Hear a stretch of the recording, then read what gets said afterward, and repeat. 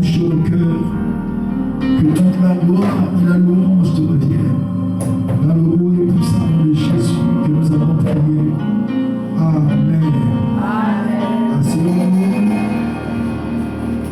Alléluia. Gloire soit rendue à Dieu. Nous continuons dans notre élan d'enseignement dimanche. Alléluia. Donc ce soir, nous allons voir ensemble le thème que je veux développer ce soir. Je parlerai du temple comme lieu de rencontre. Le temple comme lieu de rencontre. Alléluia. Amen. Frères et sœurs, de tous les temps, dans toutes les générations, les hommes ont toujours cherché un lieu, les hommes ont toujours cherché un endroit où ils doivent rentrer en communion ou en contact avec Dieu. Alléluia. Amen. Et on a essayé un peu de voir dans toutes les religions, il y a ce qu'on appelle un temple. Lorsque vous regardez au niveau du judaïsme, il y avait ce qu'on appelle le sanctuaire ou le tabernacle que Dieu avait donné à Moïse. Alléluia. Et là, au travers du tabernacle, Dieu venait rencontrer, Dieu venait, si vous voulez, au milieu du peuple de Dieu, et les choses se passaient. La Bible déclare qu'ils ont fait 40 jours, plutôt 40 ans dans le désert. La nuit, il y avait comme une colonne de feu qui était sur, n'est-ce pas, le tabernacle. Et le jour, c'était la colonne de nuit. Et lorsque la colonne s'élevait au-dessus du temple, du tabernacle, il s'est déplacé aussi. Amen, amen, amen. Donc, on voit toujours le désir de Dieu de venir habiter au milieu des hommes. Ça a été toujours la pensée de Dieu, venir habiter au milieu des hommes. Ça n'a pas commencé seulement dans l'Exode, ça a commencé depuis Genèse. Lorsqu'il crée Dieu, plutôt il crée l'homme à son image et le place dans le jardin d'Éden. La Bible déclare dans Genèse chapitre 2, Dieu, chaque soir, venait rencontrer Dieu, l'homme. Alléluia. Il rencontrait l'homme. Le désir de Dieu, c'est être avec l'homme. C'est d'habiter au milieu des hommes et de faire habiter en paix. Donc, on arrive après le temps d'Exode qui avait bâti le temple, plutôt le tabernacle, on va arriver au temple de Salomon. Plutôt David va se lever pour vouloir bâtir un temple à l'Éternel. Dieu lui dira non, ce n'est pas toi, parce que toi tu es un homme de guerre. Et c'est pour comprendre, c'est là, tu as versé beaucoup de sang, tu ne pourras pas me bâtir un temple, mais plutôt c'est ton fils. Et c'est Salomon, lorsque Salomon va se lever, c'est lui qui va bâtir un temple à l'Éternel. On va voir la gloire de Dieu qui va descendre, tout à l'heure on va lire cet texte, qui va descendre dans le temple, à telle enseigne que les prêtres ne pouvaient plus offrir des sacrifices, parce que la gloire de Dieu était partout, avait rempli le temple. Donc la notion du temple a été toujours. Et dans le Nouveau Testament, on va voir encore un autre type de temple. C'est que Jésus-Christ, lorsqu'il vient sur la terre, lui-même Jésus devient maintenant le temple. Et ça, vous comprenez cela. Le temple est même en même temps aussi l'église, où les chrétiens, où ses disciples forment maintenant un temple. Alléluia, où le Saint-Esprit viendra habiter. Donc, frères et sœurs, la notion de temple, dans toutes les religions, si vous regardez dans l'islam, il y a ce qu'on appelle, ils ont leur temple, ils ont les mosquées, n'est-ce pas? Le lieu où ils vont communier pour rentrer en communion avec Dieu. Ils ont aussi leur lieu de pèlerinage qu'on appelle la Mecque, la Kaaba. Et c'est quoi? La Kaaba. Donc, ça c'est très important de comprendre cela. Les bouddhistes, les hindouistes, ils ont aussi leur monastère, là où ils font leur culte, là où ils font leur méditation. Alléluia.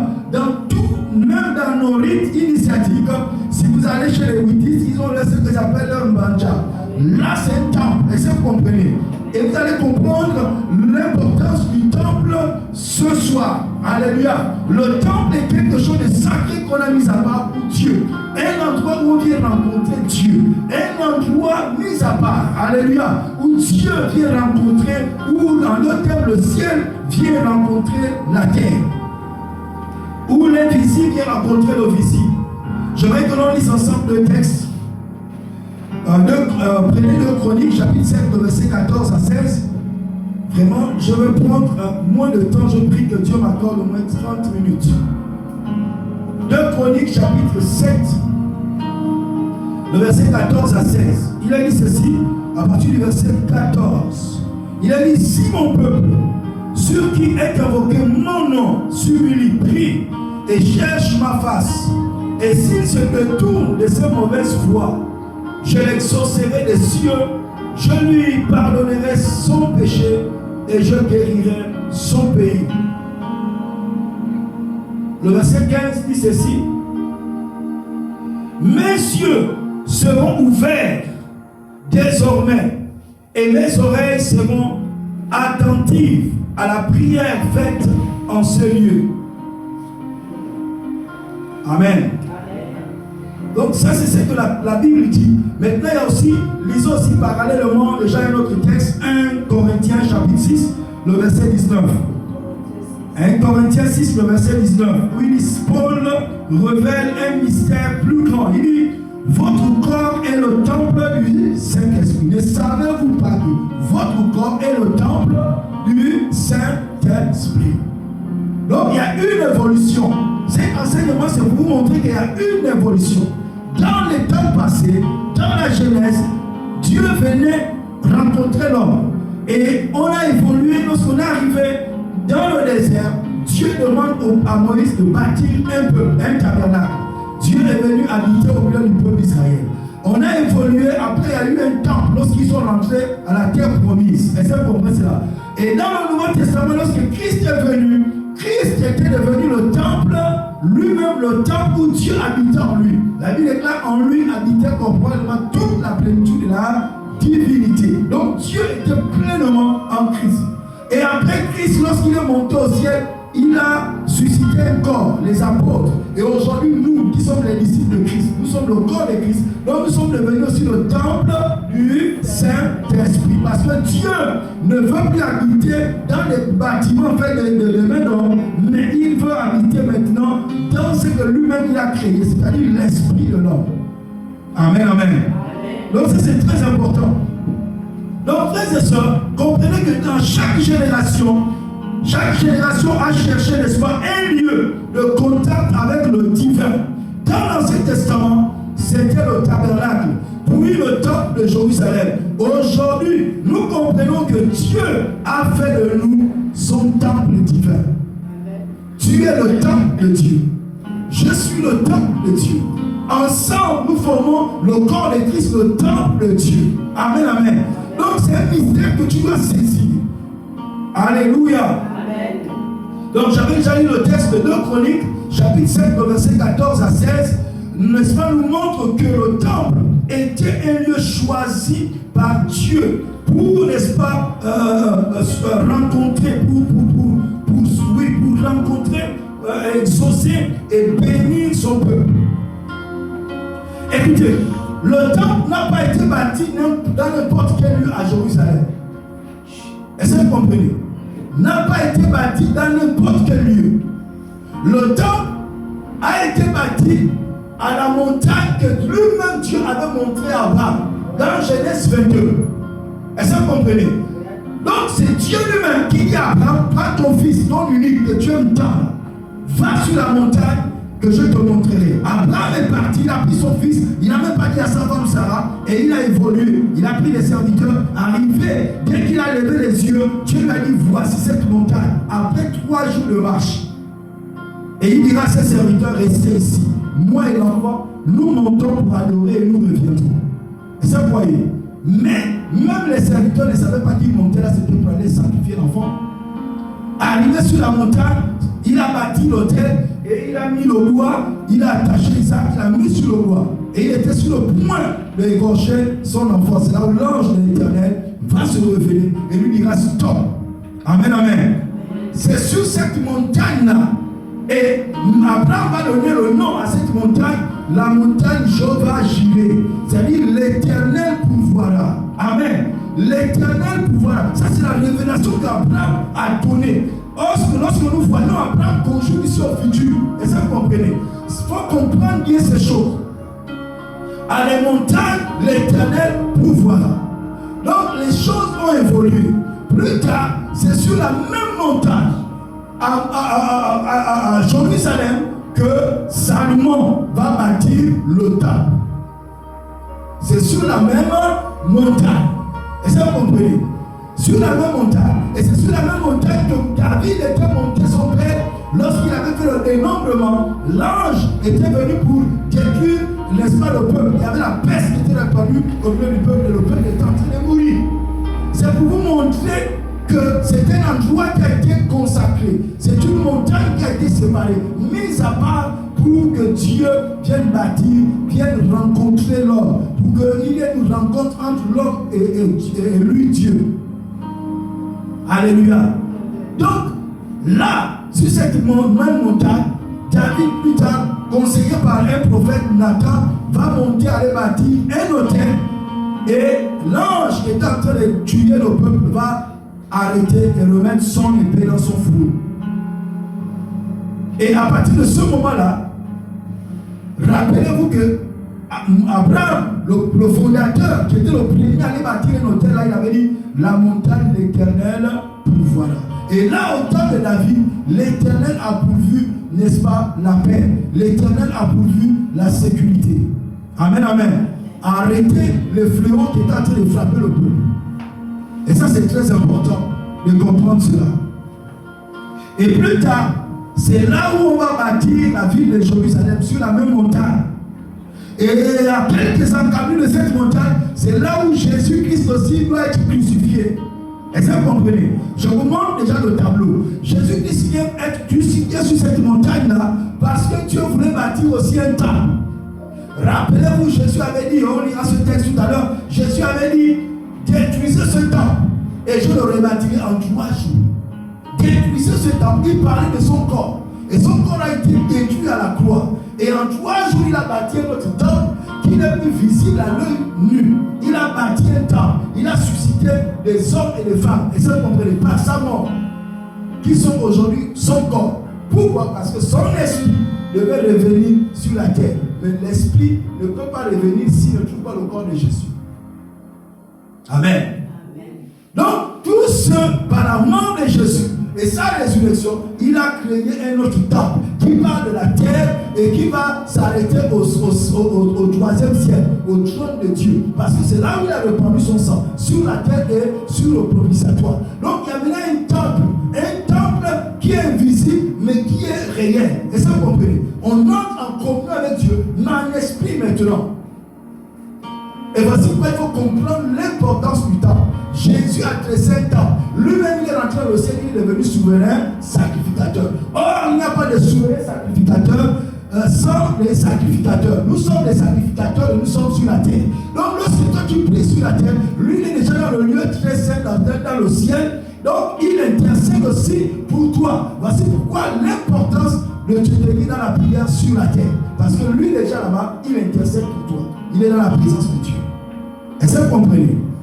Donc, ton temple, le temple dont on parle ici, ça parle de la terre, mais ça englobe aussi le 3e ciel. Amen. Donc, c'est un grand temple que Christ est venu bâtir sur la terre. Ok. Donc, c'est un lieu que Dieu choisit pour la rencontre, pour l'exaucement et pour bénir son peuple. Mais dans 1 Corinthiens chapitre 6, le verset 19, Paul révèle un mystère plus grand. Il dit, votre corps est réellement le temple du Saint-Esprit. Le temple n'est donc pas seulement un bâtiment. Le temple, ce n'est pas seulement un bâtiment. Par exemple, ce bâtiment, on l'appelle le temple. Mais ce n'est pas seulement un bâtiment. Parce que Christ n'est pas d'abord venu mourir pour les bâtiments. Amen. Il est venu mourir pour les hommes. Pour susciter de ces hommes-là faire des temples. Amen, amen. Donc ça, c'est très important de comprendre cela. Donc, le temple, c'est le lieu de rencontre entre Dieu et l'homme. Donc, ça peut être même à l'air libre. Est-ce que vous comprenez ça? À l'air libre, chaque fois que tu vas à un endroit, tu vas prier à l'air libre. Tant que Dieu vient et se révèle à toi, là, ça devient un temple. Vous comprenez? Ça devient un temple. Donc, que ce soit dans ta chambre, que ce soit où tu as l'habitude souvent de prier, ça devient un temple, un lieu de contact, un lieu de rencontre avec Dieu. Alléluia. Donc, c'est très important de comprendre cela.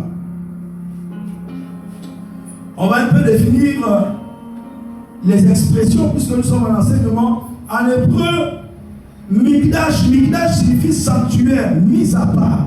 On va toujours insister sur cela. Et en grec, c'est naos. Naos aussi, c'est sanctuaire, mais ça parle du sanctuaire intérieur. Il y a un sanctuaire extérieur, et il y a aussi un sanctuaire intérieur. Alléluia. Donc, quelles sont les fonctions, par exemple, n'est-ce pas, dans l'Ancien Testament du temple? On a par exemple le tabernacle de Moïse, qui avait pour fonction, non seulement on appelait aussi la tente de la rencontre, qui avait pour fonction, n'est-ce pas, la rencontre entre Moïse et Aaron, où Dieu venait rencontrer son peuple. On peut lire dans Exode 33, le verset, notez plutôt, parce que c'est quand même assez long. Exode 33, le verset 7 à 11. Exode 33, le verset 7 à 11. On en parle. Alléluia. Donc aussi, on a le temple de Salomon, lieu de sacrifice, de prière, de présence divine. Dans 2 Chroniques, on va lire cela, 2 Chroniques chapitre 5, le verset 1 à 3. Lisons 2 Chroniques chapitre 5, le verset 1 à 3. Il est dit ceci: lorsque Salomon eut achevé de prier, le feu descendu du ciel et consumant l'holocauste et les sacrifices, et la gloire de l'Éternel remplit la maison. Les sacrificateurs ne pouvaient plus entrer dans la maison de l'Éternel, car la gloire de l'Éternel remplissait la maison de l'Éternel. Tous les enfants d'Israël virent descendre le feu et la gloire de l'Éternel sur la maison. Et ils s'inclinèrent le visage contre terre, sur le pavé, se prosternèrent et louèrent l'Éternel en disant: car il est bon, car sa miséricorde dure à toujours. Amen, amen. Car il est bon, car sa miséricorde dure à toujours. Lorsque Salomon a élevé la voix, il a terminé de prier. La déclare que le feu est descendu. Amen, amen. Le feu est descendu et ça a rempli le temple. Le peuple a vu cela. Le peuple s'est prosterné. Le peuple a dit: ah Seigneur, tu es bon et tu es miséricordieux. Alléluia. Ta miséricorde dure à toujours. Ça, c'est très important. Donc, comme un palais royal où le peuple peut venir voir le roi, le temple était le lieu où Israël rencontrait le roi des rois. Amen. Dans un palais, on peut aller rencontrer le roi. Si on s'élève ici, on va au bord de mer, on va rencontrer le président qui est au palais. Et c'est pour cela. De la même manière aussi, lorsqu'on veut rencontrer le roi des rois, on va dans son temple. Alléluia. Le temple est le lieu de la rencontre du roi. Voici pourquoi certains chrétiens qui prennent un malin plaisir, n'est-ce pas, de ne pas venir au culte, quelquefois de rester à la maison. Est-ce que Dieu n'est pas avec eux là-bas? Si, mais Dieu se manifeste dans une autre dimension, dans ce qu'on appelle la dimension du corps, dans ce qu'on appelle l'onction corporelle. Amen. Dieu descend, il a dit: là où 2 ou 3 sont assemblés à mon nom, je suis au milieu d'eux. Ça veut dire que si tu es seul, tu n'es pas au milieu. Il ne peut pas être au milieu. Pour être au milieu, il faut qu'il y ait 2 ou 3 personnes. Là, il vient au milieu. Lorsque tu es seul, tu n'es pas au milieu, tu es face. Donc, c'est face à Dieu. Alléluia. Parce qu'il n'y a pas de milieu. C'est ça l'avantage. Et les choses qu'on ne comprend pas. Aujourd'hui, beaucoup de chrétiens sont séduits et restent là dans leur maison parce qu'ils sont déçus, parce qu'ils sont démoralisés, parce qu'ils sont découragés. J'ai des craintes et je proclame que cela ne soit pas ton partage, que le découragement ne soit pas ton partage. Dans le nom puissant de Jésus, que tu persévères. Alléluia. Au-delà des situations difficiles, au-delà des circonstances compliquées, mais tiens ferme, persévère, mon frère, ma soeur. Là où 2 ou 3 sont assemblés, il est au milieu de nous. Alléluia. Donc le temple, maintenant, on va parler un peu le temple dans le Nouveau Testament. Alléluia. Premier point, je vais prendre juste 2 points à ce niveau-là. Premier point, dans le Nouveau Testament, Jésus, on va prendre Jésus comme étant le vrai temple. Dans Jean chapitre 2, le verset 19, Jésus, un jour, il est entré au temple et il a chassé les vendeurs et tout cela. Et après, il lui dira ceci: détruisez ce temple. En 3 jours, je le rebâtirai. Détruisez ce temple et en 3 jours, je le rebâtirai. Jean chapitre 2, le verset 19. Il parlait de son corps. Donc le corps était maintenant la maison ou comment on appelle ça, le temple qui devait, le palais royal qui devait recevoir Dieu, qui devait recevoir Christ. Alléluia. Donc ici nous voyons que Jésus parlait de son corps. Donc son corps physique était devenu un temple. Jésus est la présence incarnée de Dieu parmi les hommes. Lorsqu'il parlait du temple, c'était lui-même. Alléluia. Il dit aux pharisiens chercher, comment on appelle ça, chercher le royaume de Dieu et sa justice. Mais lui-même, il était l'incarnation de ce royaume. Il était l'incarnation de cette justice qui était en train de parler, mais dans un corps, dans un temple humain. J'ai envie de dire ceci, frères et sœurs, plusieurs n'ont pas discerné que Dieu était en Christ. Est-ce que vous comprenez cela? Au temps de Jésus, pendant qu'il exerçait son ministère terrestre, je prie et je proclame, frère, que ce ne soit pas le cas, non seulement pour toi. Tu dois saisir ces vérités profondes. Tu dois comprendre qu'aujourd'hui, Christ, il a été le temple de Dieu. Le premier homme sur qui le ciel s'est ouvert d'une manière particulière, c'est Jésus-Christ. Après son baptême, la Bible déclare que le ciel s'est ouvert et une voix se fit entendre: c'est mon fils bien-aimé. Dieu ne l'a pas fait avec Moïse, Dieu ne l'a pas fait avec Abraham, Dieu ne l'a pas fait avec Isaac ou avec les autres prophètes, Esaïe, Jérémie. Dieu ne l'a pas fait, mais il l'a fait avec une seule personne. Le ciel s'est ouvert, frères et sœurs. Rappelez-vous que c'était la deuxième fois dans l'histoire de la Bible où la colombe était descendue. La première fois, c'est Noé qui libère la colombe dans l'arche. Est-ce que vous comprenez? Il libère la colombe. La colombe va là vers l'arche, sur toute la terre. La Bible déclare que la colombe n'avait pas trouvé l'endroit où poser ses pieds. Et la colombe était répartie. Ça nous parle ici de l'image. Alléluia. Amen.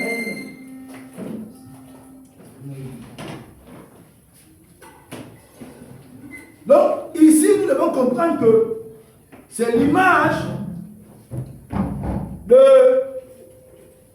du Saint-Esprit, la personne du Saint-Esprit. Alléluia. Le Saint-Esprit avait été envoyé, avait été relâché, mais il est venu sur la terre, il n'y avait aucun homme. Tous les hommes du temps de Noé font référence dans les thèmes bibliques, nous font penser à, comment on appelle ça, le peuple idolâtre. Toute la terre était devenue idolâtre, c'est-à-dire ils adoraient d'autres dieux. Le Saint-Esprit ne pouvait pas descendre sur ce peuple-là. Et le Saint-Esprit était réparti. Donc la seule personne qui était qualifiée sur la terre, c'est le Seigneur Jésus-Christ. Amen. Amen. C'est lui qui était saint. Rappelez-vous de sa conception. Amen. Amen. C'était une vierge, n'est-ce pas? Dans Luc chapitre 2. Amen. C'était une vierge. Donc, c'est la parole qui est venue avec l'ange Gabriel, qui a été annoncée à Marie. Et le Saint-Esprit est venu couvrir Marie. La Bible déclare que l'enfant qui naîtra de toi sera appelé le Fils du Dieu très haut. Amen. Sera appelé Fils du Dieu très haut. Donc Jésus était le seul être qui était sur la terre, qui était d'essence divine et qui n'avait point de péché. Et c'est ainsi que le ciel s'est ouvert, le Saint-Esprit est descendu sur la forme corporelle d'une heure. Cette fois-ci, le Saint-Esprit avait trouvé sur quoi se poser. Amen. Donc Jésus aussi en partant, avant de monter, il fallait qu'il se rassure, qu'il suscite les hommes de la même espèce que lui, qui ont le même corps que lui. Ça veut dire que Abraham n'avait pas le même corps que Moïse, plutôt que Jésus. Moïse n'avait pas le même corps que Jésus. Le corps était différent. Amen, amen. Donc, il fallait que notre corps soit suscité. Et c'est au travers de sa mort et sa résurrection que nous tous qui avons été lavés, purifiés dans le sang de Jésus, nous nous sommes mis dans à la mort de Jésus, à la résurrection de Jésus, nous sommes appelés le corps de Jésus. Amen. Amen. Donc ici, Jésus est le vrai temple. Deuxième point, les croyants, le croyant devient le temple du Saint-Esprit. Le Saint-Esprit, c'est l'Esprit de Jésus. Amen. Amen. Pour que le Saint-Esprit descende sur toi, il va falloir que tu t'identifies à sa mort, que tu t'identifies aussi à sa résurrection. C'est-à-dire que tu deviens un avec lui dans sa mort et dans sa résurrection. Là, tu deviens le corps. Et le Saint-Esprit, tu n'as même pas besoin de dire Saint-Esprit vient. Le Saint-Esprit descendra, va te localiser et viendra habiter en toi. Amen. Alléluia. Amen. Donc, dans 1 Corinthiens chapitre 6, le verset 19, il dit votre corps est le temple du Saint-Esprit. Dieu ne réside plus seulement dans des bâtiments, mais dans des vies sanctifiées. Amen. Il réside maintenant dans des vies sanctifiées, mises à part, sanctifiées par le sang de Jésus. Frère, voici pourquoi le sang de Jésus a une importance capitale. On parle encore du sang de Jésus. Dimanche, on a parlé du sang, n'est-ce pas, de Jésus, dans Luc chapitre 18. Amen, amen. Que lorsque vous venez au temple, votre priorité, votre pensée doit être focalisée sur le sang de Jésus. Parce que c'est par ce sang que tu as été pardonné. Par ce sang, tu as été lavé, tu as été purifié, tu as été sanctifié, tu as été mis à part. Oh, il y a un principe, il y a une loi. Partout le sang est passé, l'esprit aussi va passer. Donc toi, en pensant déjà au sang de Jésus, que le sang de Jésus m'a lavé, m'a purifié, c'est toi qui dois t'approprier de ce principe par la foi. Et après, le Saint-Esprit, voyant cela dans le monde spirituel, va descendre sur ta vie.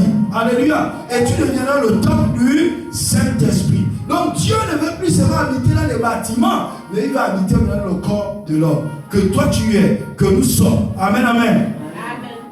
Imagine, n'est-ce pas, une lampe à huile. Nous tous nous connaissons les lampes. Les lampes, comment on appelle ça? Pas Petromax, les lampes tempête. Amen. Yeah, ça, ce sont les lampes tempête. Il y a une certaine génération, ils n'ont pas vu ça. Les Itou, ils ne connaissent pas la lampe tempête. Il faut acheter, tout le monde, que voici la lampe tempête. Amen. Donc, il y avait une lampe tempête où on mettait on appelle ça, le gaz, le pétrole. Hein? C'est le pétrole qu'on mettait.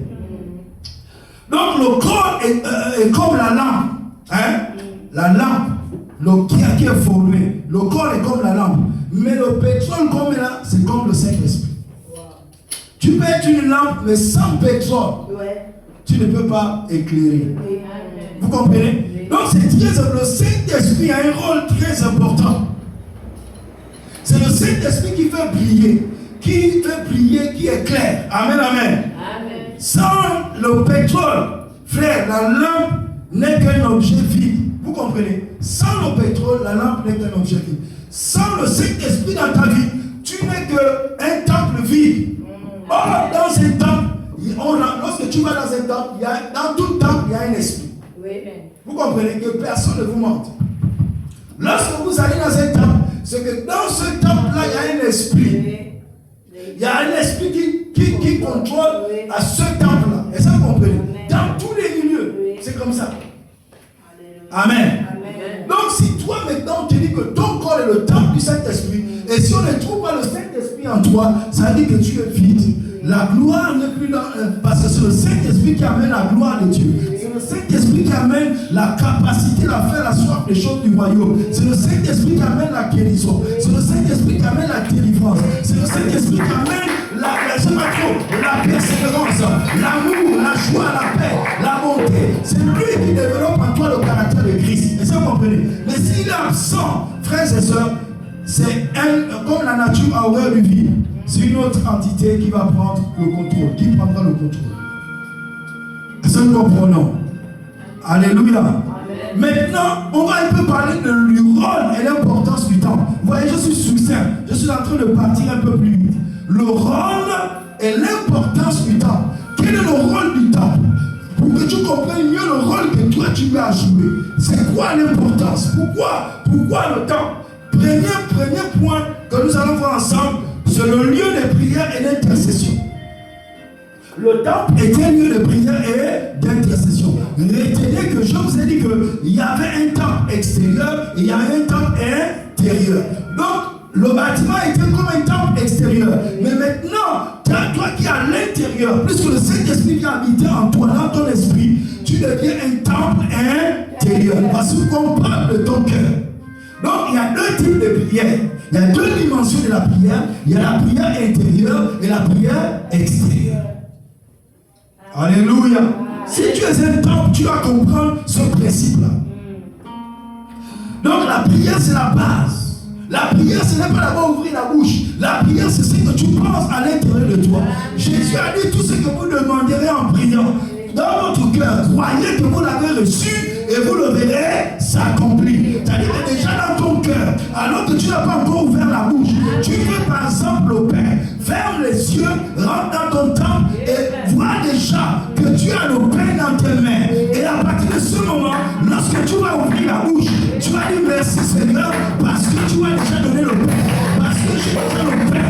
En vérité, nous devons savoir comment prier. Pourquoi? Parce que dans Romains chapitre 8, le verset 32, la Bible déclare ceci, un peu plus haut, à partir du verset 30-31, la Bible déclare: qui accusera les élus de Dieu? C'est Dieu qui les justifie. Qui les condamnera? C'est Dieu qui les déclare non coupables. Mais la Bible déclare que, il dit ceci au verset 32, il dit que Dieu, en donnant son propre Fils à la croix, nous a tout donné. Amen. Il nous a donné en même temps. En d'autres termes, lorsque Jésus est mort sur la croix, frère, il t'a déjà tout donné. Donc, ce dont tu as besoin là, en fait, en acceptant Jésus-Christ comme Seigneur et Sauveur personnel, c'était déjà en toi. Mais c'est toi qui n'avais pas encore vu. C'est toi qui n'avais pas encore exercé ta foi à l'intérieur pour voir que ça là, en Christ Jésus, Dieu m'avait déjà donné ça. Donc, ça, c'est mon partage. Et tu te lèves maintenant dans la dimension extérieure du temps. Tu parles maintenant. En d'autres termes, tu pensais qu'à l'intérieur, pour faire sortir maintenant à l'extérieur. Parce qu'il y a un principe. Romains chapitre 10, la Bible déclare que c'est en croyant du cœur qu'on parvient à la justice. En confessant de la bouche, on parvient au salut. Lorsque tu professes, mais certains d'entre nous, on confesse des paroles vaines qui n'ont pas d'abord été dans le temple intérieur. Or, le monde des esprits commence d'abord à l'intérieur, à l'invisible. C'est le monde invisible et c'est à l'intérieur de toi. Dans nos us et coutumes, on utilisait souvent une expression, je vais dire cela en langue pronom ou vili. On dit ceci.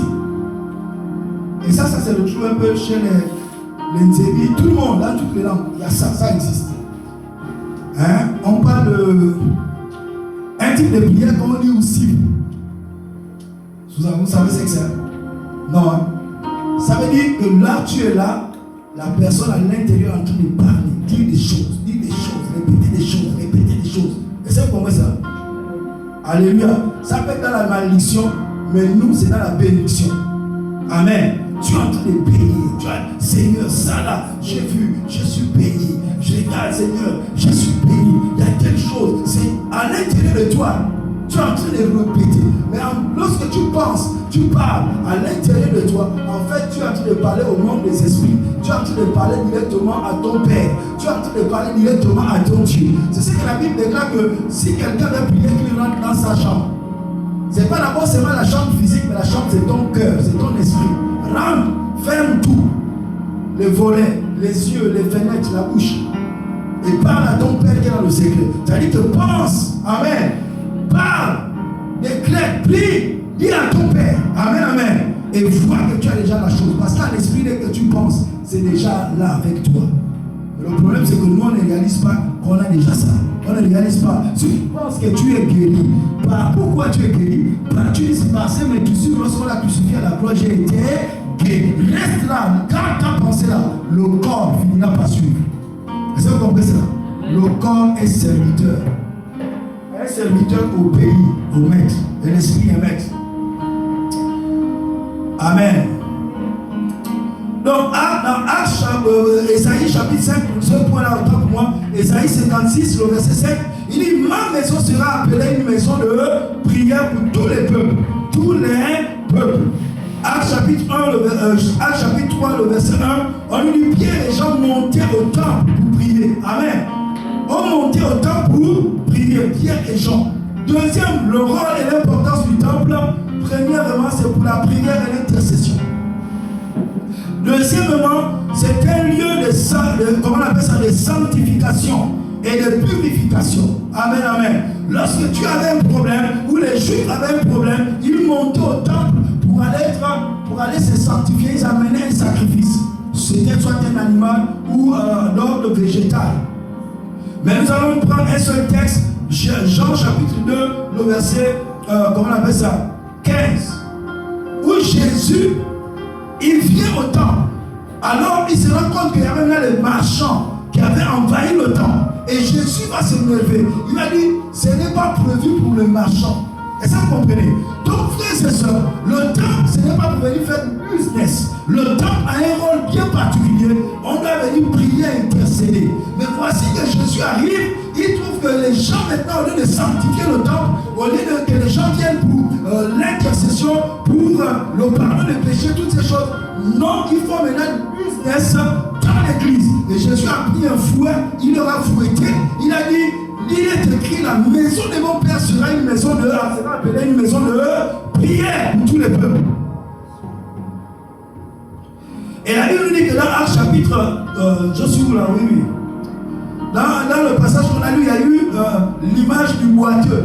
Amen. Dans Actes chapitre 3, qui avait marché. Maintenant, le temple doit rester pur pour être habité par Dieu. Or, à ce temps-là, le temple n'était plus pur. Or, lorsque le temple n'est plus pur, Dieu, l'Esprit de Dieu quitte. La gloire quitte. Amen, amen. La gloire quitte le temple. Comme au temps d'Ézéchiel, dans Ézéchiel chapitre 10, la gloire était partie du temple. Et il y a la même chose dans 1 Samuel chapitre 4 à 5. Lorsque les fils d'Élie étaient morts à la bataille, Élie était tombé et on avait confisqué l'arche. On a parlé du Kabod. La gloire a quitté Israël. La gloire, la présence de Dieu est partie. Et lorsque la présence de Dieu part, il n'y a plus envie certaines choses qu'on va voir un peu plus bas. Le temple est aussi le lieu de révélation et d'enseignement. Voici pourquoi lorsque vous venez ici, on vous enseigne. Amen. On enseigne au temple. Allez-y à la mosquée, on enseigne. Chez les bouddhistes, dans le temple de Bouddha, on enseigne. Est-ce que vous comprenez ça? Le temple aussi a pour rôle d'enseigner. On doit vous enseigner lorsque vous venez au temple. On ne doit pas seulement prier pour vous, mais on doit vous enseigner. Parce que c'est dans l'enseignement que vous serez assis, que vous pouvez comprendre certains mystères. Donc, c'est le lieu de la révélation et le lieu aussi de l'enseignement. Dans Luc chapitre 22, le verset 46, Jésus au temple assis parmi, n'est-ce pas, les docteurs. Lorsque Jésus avait été oublié à Jérusalem. Et ça, vous comprenez cette image?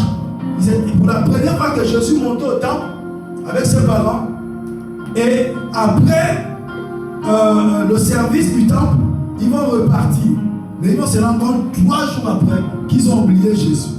Est-ce que vous comprenez? Et ils vont repartir, ils vont le chercher et ils vont le retrouver assis au milieu des docteurs, au temple. Amen. C'est au temple qu'on reçoit l'instruction. C'est au temple qu'on a enseigné. C'est très important. Le temple est comme un hôpital spirituel. On y reçoit guérison, on reçoit la délivrance, on reçoit la restauration. C'est fait pour ça. Amen. Là où il y a l'Esprit du Seigneur, il y a la liberté. Le temple a un rôle de libérer, de guérison, parce que Dieu est là, la maladie s'en va. Parce que Dieu est là, les chaînes sont brisées. Parce que Dieu est là, tous ces problèmes-là doivent s'arrêter. Mais c'est le temple. Amen, amen. Donc le temple aussi a un rôle important. Alléluia. Amen. Parlons rapidement des conséquences liées au temple. Il y a des conséquences. Quand le temple est respecté ou honoré, il y a certaines bénédictions qu'on doit vivre. Dans 2 Chroniques chapitre 5, verset 16, la Bible déclare que Salomon dans sa prière avait dit, Dieu avait dit, parlait par la bouche de Salomon, que mes yeux seront ouverts en ces lieux. Frères et sœurs, même si le prophète n'est pas là où son épouse, vous pouvez venir au temple, vous mettre à genoux et prier. Parce que les cieux de Dieu sont ouverts dans ces lieux. Amen. Pour exaucer, pour entendre tes cris, pour entendre ta prière. Venons avec cette réalité-là. Dans ce que nous venons dans le temple. Si nous n'avons pas toute cette connaissance-là, on viendra au temple, on va se comporter comme si lorsque nous sommes dans notre maison. Oubliant que là il y a une présence, là il y a un esprit. Pourquoi lorsque vous avez, lorsque nous êtes, certains d'entre nous étaient dans le monde, pourquoi lorsque tu allais chez le féticheur, tu n'allais pas avec les gens les chigots, tu marches les chigots, tu colles les gens sur là où tu vas t'asseoir. Pourquoi? Parce que tu avais peur, tu voyais les peaux des panthères, les peaux tu te dis, ah là, ici, là, si je fais n'importe quoi. Mais comme lorsque vous venez ici, vous ne voyez pas toutes ces choses, les pauvres machins pour vous intimider, vous pensez qu'il n'y a rien. Et vous vous comportez comme, non, il y a un esprit qui a les yeux ouverts, qui voit. Amen, amen. Donc il faut régler ton comportement. Il faut savoir que tu es dans un territoire où il y a un esprit. Il faut savoir se comporter. Les yeux, il dit, mes yeux sont ouverts en ces lieux. Donc lorsque vous honorez la présence de Dieu, là, il y a la bénédiction, il y a la prospérité spirituelle. C'est-à-dire qu'on croit. Amen, amen. C'est dans la présence de Dieu qu'on croit. Maintenant aussi, quand il est profané, je vous ai donné l'exemple pour ceux qui notent Ézéchiel chapitre 10. C'est tout le chapitre où on en parle. La gloire quitte le temple. Et lorsque la gloire quitte le temple, frères et sœurs, en retour, lorsque Dieu te quitte, en retour c'est quoi? Ce sont des jugements. En retour c'est quoi? Tu es abandonné. C'est la destruction spirituelle. Rappelez-vous de Jérusalem. Dans Jean chapitre 19. Jésus-Christ arrive à Jérusalem, embrasse Jérusalem du regard. Il dit Jérusalem, Jérusalem, si en cette heure qui t'est donnée, toi aussi tu avais su l'heure à laquelle Dieu t'avait visité. Maintenant il dit ces choses qui sont attachées à ton salut sont cachées sous tes yeux. Sous tes yeux. Amen. Donc nous devons aussi savoir, n'est-ce pas, le temps où Dieu est là. Lorsque Dieu est là, frère, tu dois chercher Dieu. Tu dois être attaché à Dieu. Tu dois être dévoué. Parce que si tu rates Dieu, en sortie d'ici, je ne sais pas, c'est peut-être un sorcier qui va prendre le dessus sur toi. Parce que tu n'as pas été sensible que Dieu était là. Et lorsque Dieu est là, c'est là où on pose certains actes. C'est là où on dit certaines choses, certaines prières. Donc la profanation, ne n'est pas prendre conscience du temple est très dangereux. Si ton cœur, qui est le temple intérieur, est pur, et heureux ceux qui ont les cœurs purs car ils verront Dieu. Matthieu chapitre 5, le verset 8. Si ton temple intérieur, qui est ton cœur, est pur, frères et sœurs, Dieu va venir y demeurer avec puissance. Si ton temple est pollué, la gloire de Dieu va s'éloigner. Pollué par quoi? Par ce que Galates chapitre 5 nous décrit, à partir du verset 21. Les œuvres de la chair, les murmures, les calomnies, les disputes, les envies, la fornication, l'adultère, toutes ces choses, ça pollue le temple de Dieu. Jésus a dit, ce qui vous souille, c'est pas ce qui sort de vous, mais ce qui est à l'intérieur de vous. Amen. Ce n'est pas ce que vous mangez, mais c'est ce qui sort de votre cœur. Ce qui sort de votre cœur sort de votre temple intérieur. La colère, si c'est à l'intérieur de toi, ça pollue le temple de Dieu. Toute pensée impure pollue le temple de Dieu. La haine pollue le temple de Dieu. Voici pourquoi il faut se départir de ces choses. Un temple, c'est quelque chose qui est mis à part. Dès que tu constates qu'il y a quelque chose comme ça dans ton cœur, demande pardon à Dieu. Repends-toi. Alléluia. C'est très important. Je suis en train de conclure, chers frères et sœurs. Donc le temple est plus qu'un bâtiment. Le temple est plus qu'un bâtiment. Lorsque tu dis je m'en vais au temple, tu dois d'abord réaliser que moi-même je suis le premier temple. Partout où je passe, si je suis le temple de Dieu, partout où je me tiens, la présence de Dieu se tient en cet endroit. Amen. Tu dois réaliser cela, que tu portes la présence de Dieu. Dans l'Ancien Testament, il était un lieu physique de rencontre. Dans le Nouveau Testament, il est devenu Jésus-Christ et non fils sanctifié.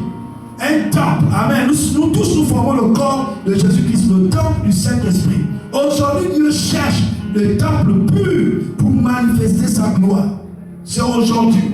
Amen. Et tu ne dois pas passer à côté de cette interpellation de Dieu. Ton corps doit être un temple pur. Ton cœur doit être un temple pur où l'Esprit de Dieu veut venir habiter. S'il n'est pas pur, il n'est pas séparé, mis à part, lavé par le sang de Jésus, il te sera difficile, frères et sœurs.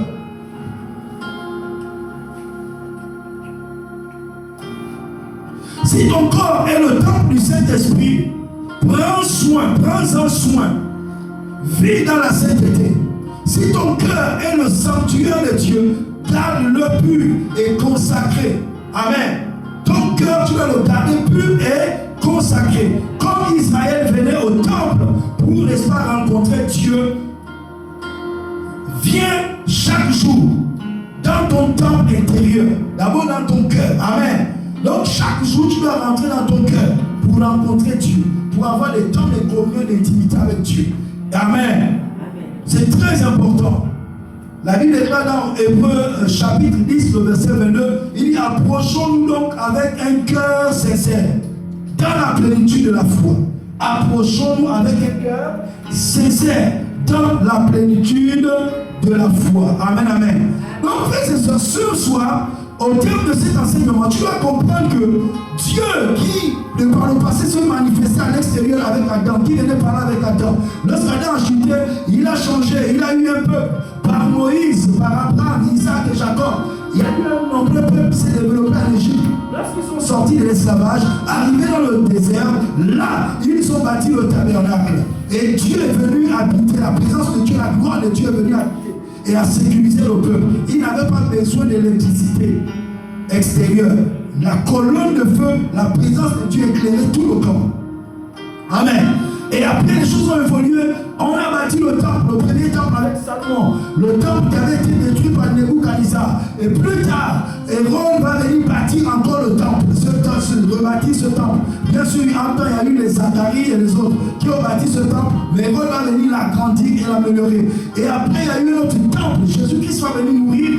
Jésus-Christ était devenu le temple. Amen, amen. Et après sa résurrection, il s'est formé un corps. Nous sommes devenus le chrétien. Tous chrétiens, nous sommes devenus le corps de Christ, lavé, sanctifié par son sang. Nous sommes devenus le temple du Saint-Esprit nouveau. Donc, partout où tu es, partout où tu t'en vas, tu dois prendre conscience que tu es le temple consacré de Dieu. Pourquoi tu dois être consacré? Parce que partout où tu dois passer, tu dois transporter la présence de Dieu. Rappelez-vous que la Bible déclare que Dieu est lumière. Au commencement, Dieu créa les cieux et la terre. La Bible déclare au verset 3, Dieu dit que la lumière soit, et la lumière fut. Dieu est lumière. Est-ce que vous comprenez? Donc la même lumière, par le Saint-Esprit, Dieu l'a placée en toi. Partout où tu passes, tu dois transporter la lumière de Dieu. Tu dois être le récipient, le temple qui montre la lumière de Dieu. Parce que n'oubliez pas, la Bible déclare que la terre tout entière est sous la domination du malin. Donc les ténèbres couvrent toute la terre. Est-ce que vous comprenez? Maintenant, Christ en toi est la lumière. Voici quoi, tu dois sanctifier ton temple pour que là où tu es, la lumière aussi de Dieu continue à briller. Là où tu te tiens, la gloire de Dieu continue à briller. Et lorsque tu pries, lorsque tu te consacres davantage, la lumière ne fait que grandir. Tu peux arriver à influencer tout un quartier. Tu peux arriver à influencer toute une commune. Tu peux arriver à influencer toute une province. Tu peux arriver à influencer toute une nation.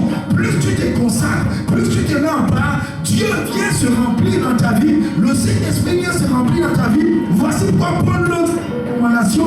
Il dit: ne vous enivrez pas de vin, mais soyez remplis du Saint-Esprit. Fais chaque jour, demande à Dieu: Seigneur, remplis-moi de ton esprit. Je suis son temple. Remplis-moi de ton esprit. Que ton esprit me remplisse. Que ton esprit soit à moi. Que ton esprit envahisse tous les coins et recoins de ma vie. Seigneur, qu'il n'y ait pas une seule parcelle de ma vie où le Saint-Esprit ne peut le contrôle. Prends le plein contrôle. Remplis-moi cet esprit jusqu'à déborder. Voici, frères et sœurs, Jésus a dit: tout mauvais que vous êtes, vous savez donner de bonnes choses à vos enfants. À plus forte raison, combien le Père vous donnera-t-il le Saint-Esprit si vous le lui demandez? Mais on demande beaucoup de choses. Oh là, c'est le Saint-Esprit dont on a besoin. la mort s'en va, lorsque le Saint-Esprit est là, la maladie déménage, lorsque le Saint-Esprit est là, la pauvreté s'en va, lorsque le Saint-Esprit est là, on a la percée spirituelle, la percée financière. Tu as besoin du Saint-Esprit, même si avant ta maison ou toute ta famille avec les sorciers, tu as besoin d'être rempli du Saint-Esprit. Et Dieu est au milieu d'eux, ce sont maintenant eux qui sont mal à l'aise, parce que ta lumière, le Saint-Esprit en toi est en train de prendre la place. C'est lui qui est Dieu. Tu as besoin du Saint-Esprit. Tu dois demander tous les jours, Seigneur, remplis-moi du Saint-Esprit. Remplis-moi du Saint-Esprit. Frère, si tu n'es pas rempli du Saint-Esprit, la maladie va trouver une place. Où elle va se loger. Les problèmes trouveront des places. Mais tu as besoin du Saint-Esprit. Pourquoi? Parce qu'il est écrit dans les Paul, la Pierre, c'est l'apôtre Paul, qui dit dans les Corinthiens, 1 Corinthiens chapitre 3, il dit, là où il y a l'Esprit du Seigneur, il y a la liberté. Si le Saint-Esprit, tu es le temple du Saint-Esprit, l'Esprit de Dieu en toi, la délivrance est ton partage, la guérison est ton partage, la victoire sur tes ennemis est ton partage. Aucun sorcier ne pourra te détruire, parce que la Bible déclare que c'est lui qui détruit le temple de Dieu, Dieu le détruira. Donc personne ne pourra te détruire. La peur va quitter ton corps, la peur va changer de corps. Tu vas plus être cette femme, cet homme, peureux ou peureuse. Non, il y a celui qui est plus grand et en toi. Alléluia. Il y a un esprit, il y a qui est dans ton temple. Tu es le temple de Dieu. En sortir de ce moment, réalise, va avec cette nouvelle connaissance renouvelée, que je suis le temple du Saint-Esprit. L'Esprit de Dieu habite en moi. Je suis consacré, je suis mis à part, je suis la forme de son corps, je suis le temple de son esprit. Frères et sœurs, parle, il faut proclamer ces choses autour de ta vie. Alléluia. Je voudrais qu'on se lève pour prier. Demande à Dieu cette force. Demande à Dieu cette capacité. Demande à Dieu, demande à Dieu, demande à Dieu, demande à Dieu. Dis à Dieu, Père, me voici. Père, aide-moi ce soir. Aide-moi à être un temple. Aide-moi à te représenter valablement. Aide-moi à être un temple du Saint-Esprit qui porte ta gloire, qui porte ta présence. Voici pourquoi tu es le représentant de Dieu maintenant sur la terre. Voici pourquoi tu es maintenant ambassadeur du royaume de Dieu sur la terre. Parce qu'en toi,